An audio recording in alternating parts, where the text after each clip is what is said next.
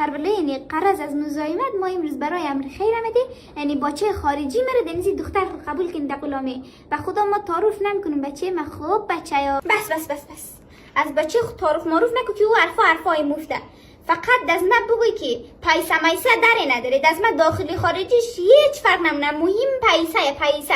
خب بیز پیسه کاره او قصد پیسه هست، مهمیه که ما در تفاهم برسیم و پیسه هم پیدا میشه و قصد دزمه هیچ فرق نمیکنه که تو باچه تو دوزده شله الگشته درگگشته دیوانه معلوله چی کسا دزمه فرق نمیکنه، مهمیه که پیسه داشته باشه کار حله.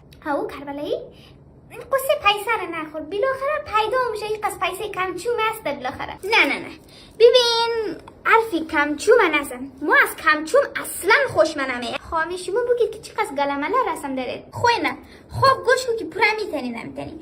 اولی 700 میلیون گله، دومیش 3 تا آیفون 16 پرو مکس با هم 3 تا. ای گوشی که بیزو درش میگیری واسه برای چی 3 تا؟ خواهی اتفاق دیگه شد که یکشی خراب شد، یکشی گم شد، یک دن زاپاس باشه دیگه.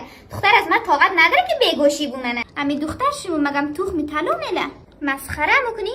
ما دختر خورموف نمیدیم. دختر ما اصلا نباید پیش رفقان خود کم بیاره. نه کربلایی مسخره کجا گدم؟ شما بقیه شدم بگید حالا ما آخر شرف خورو میزنم دیگه. دختری از من که هسته در ناز و نعمت بزرگ شده، نه در آوی سرد دیس میزنه نه در آوی گرم، باید برایش نوکر بگیری و هم 3-4 تا. او مگم خود چی دست و پای نداره؟ تو بیشی وسط حرف من نپردره و موگم، یعنی همیشه باید رستوران ببری، اصلا در غذای خانگی عادت نداره بیچاره کش شو. کربلایی دیگه شما میخورده خیلی زیاد گفتید، بالاخره همه چی پول نمیشه دیگه، حالا شما یکم کوتاه بید بالاخره با هم فامیل شویم. او زمان گذشت که میگفتن پول خوشبختی نمیاره، اینال کی هسته؟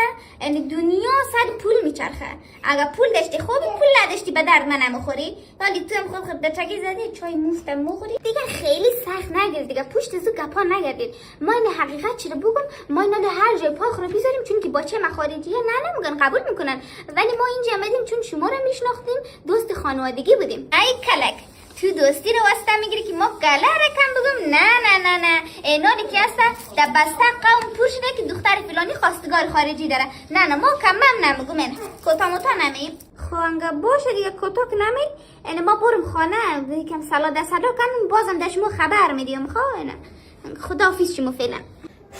بیخی سرم درد گرفت از اول که گفته راییم پیسه در کدام زبان بگم؟ این انگلیسی مانی، ولی دیگه نمیخوای دیگه شما خبر بدید، نمیخوای بید ما داماد خارجی به پول دکار منیه دیگه. گود بای.